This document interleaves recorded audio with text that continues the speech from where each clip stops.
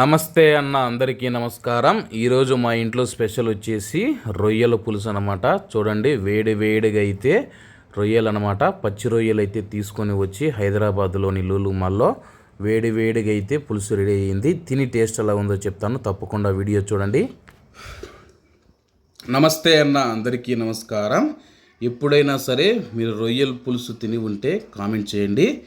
నేను ఇంత ముందుకు చూసుకుంటే రొయ్యల పకోడీ తిన్నాను, అలాగే రొయ్యలు వచ్చేసి ఫ్రై కూడా తిన్నాను. ఫస్ట్ టైం చూసుకుంటే రొయ్యల పులుసు అయితే తింటూ ఉన్నాను. తిని టేస్ట్ ఎలా ఉందో చెప్తాను. ఇవి వచ్చేసి హైదరాబాద్లోని లూలు మాల్లో అయితే తీసుకురావడం జరిగింది. మా చెల్లెలైతే రొయ్యలు అయితే ఉండడం జరిగింది. తిని టేస్ట్ ఎలా ఉందో చెప్తాను. రొయ్య చూడండి ఎట్టుందో, చూస్తూ అంటే నేను నోరూరిపోతుంది. తిని ఎలా ఉందో చెప్తాను.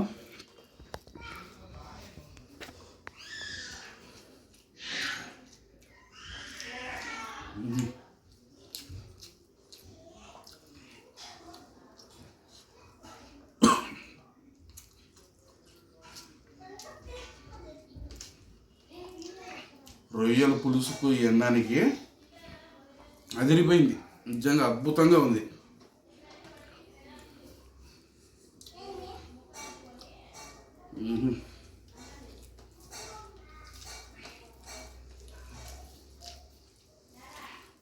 మీరు ఎప్పుడైనా రొయ్యల పులుసు తిని ఉంటే తప్పకుండా అయితే కామెంట్ చేయండి.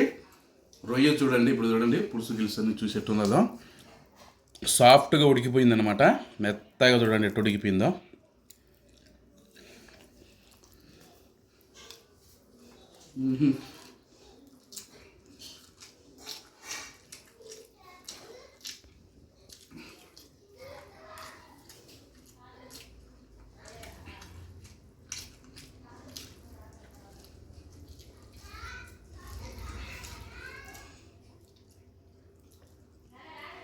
ఓకే ఫ్రెండ్స్, వీడియో నచ్చినట్లయితే తప్పకుండా లైక్ చేసి షేర్ చేసి మన యొక్క ఛానల్ను సబ్స్క్రైబ్ చేయండి. Bye bye.